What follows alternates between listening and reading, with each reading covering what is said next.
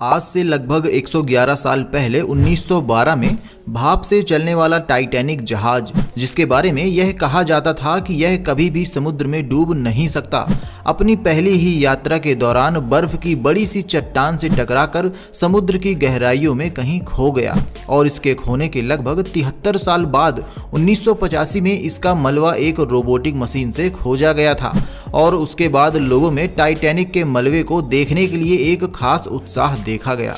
और अभी बीते कुछ दिन पहले जो पनडुब्बी टाइटैनिक का मलबा देखने के लिए गई थी, इसका भी वही हश्र हुआ जो आज से 111 साल पहले टाइटैनिक का हुआ था, और ये भी अटलांटिक महासागर में टाइटैनिक मलबे के पास ही कहीं लापता हो गई। दोस्तों, लेकिन अब सवाल यह है कि टाइटैनिक पनडुब्बी में 5 अरबपति बैठे थे, उनका क्या हाल हुआ होगा?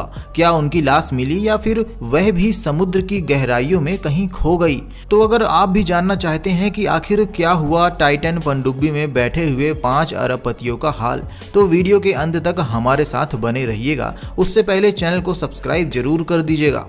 दोस्तों, 18 जून रविवार को जो टाइटैन पनडुब्बी टाइटैनिक का मलबा देखने के लिए समुद्र में उतरी थी, बीते गुरुवार को उस पनडुब्बी का मलबा समुद्र की सतह पर ढूंढ लिया गया है और यह मलबा टाइटैनिक जहाज के अगले हिस्से के मलबे से 12,000 फीट की गहराई में नीचे टाइटैनिक के मलबे के कुछ 100 फीट दूरी पर मिला है। इसी के साथ दावा किया जा रहा है कि जो लोग इस पनडुब्बी में बैठे हुए थे, उनके शरीर के कुछ टुकड़े भी इस मलबे के साथ मिले हैं।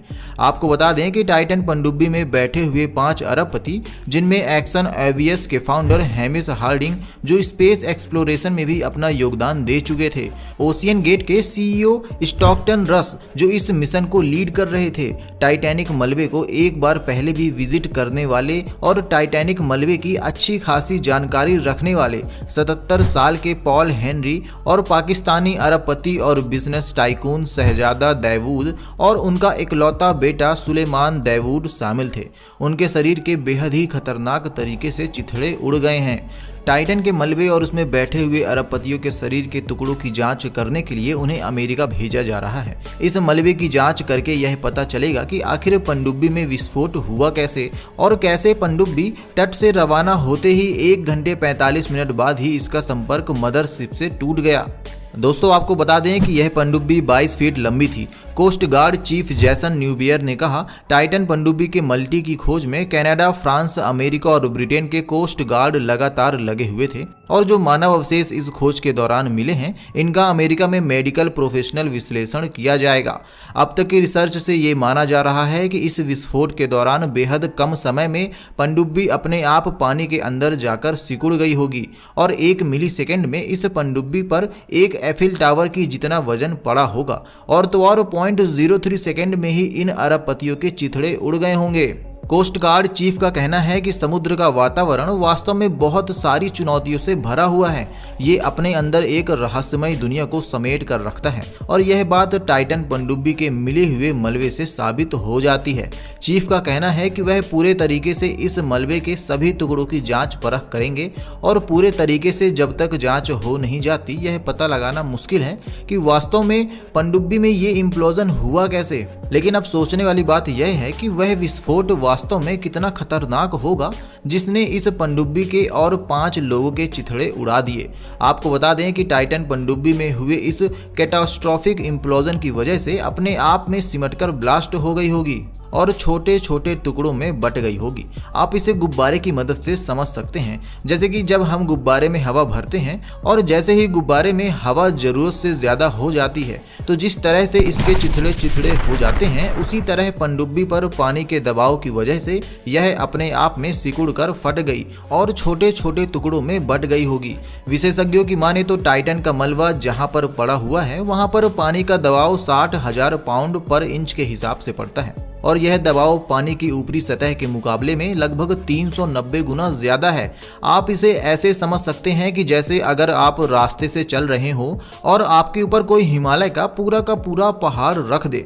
दोस्तों, ओशियन गेट के विशेषज्ञों का कहना है कि जो पनडुब्बी टाइटैनिक का मलबा देखने के लिए गई थी, इसमें एक प्रेशर चैम्बर बनाया गया था, जिसका काम था कि वह पनडुब्बी के अंदर के प्रेशर पर बाहर के प्रेशर का कोई भी असर नहीं आने देगा, और इससे पनडुब्बी के अंदर के दबाव में कोई भी फर्क नहीं होगा। इसके साथ पनडुब्बी में एक प्रेशर पाइप गैस सिस्टम भी मौजूद था जो इन 5 अरबपतियों को सांस लेने में मदद करने वाला था। सोचने वाली बात यह है कि ऐसा क्या हुआ जिससे पानी के अंदर के दबाव में कैटास्ट्रोफिक इम्प्लोजन हो गया और इतनी बड़ी दुर्घटना घट गई। विशेषज्ञों का कहना है कि पनडुब्बी में इस तरीके का विस्फोट पनडुब्बी में हुई टेक्निकल खराबी की वजह से हो सकता है।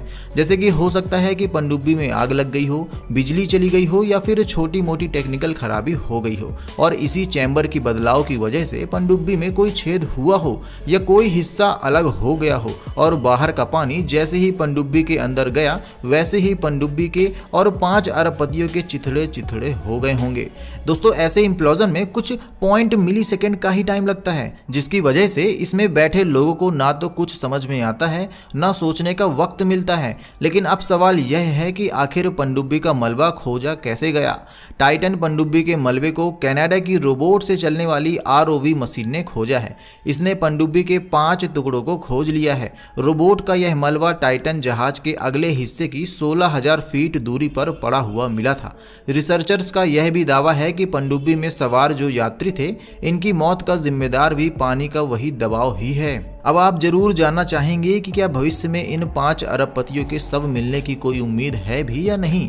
तो आपको बता दें कि रिसर्चर्स का कहना है कि इन 5 अरबपतियों के शव मिलना एक तरीके से नामुमकिन है। हालांकि इनके शव के कुछ टुकड़े फिलहाल बरामद हो चुके हैं और भविष्य में कुछ और टुकड़े मिलने की संभावना जताई जा रही है। लेकिन क्योंकि पनडुब्बी में इतना भयंकर विस्फोट हुआ था, इसकी वजह से कुछ मिली सेकेंड्स में ही उनके शरीर के कई टुकड़े टुकड़े हो गए होंगे और वह समुद्र में अलग अलग जगह में जाकर फैल गए होंगे। इसीलिए उनका शव मिलना एक तरीके से नामुमकिन जैसा ही है।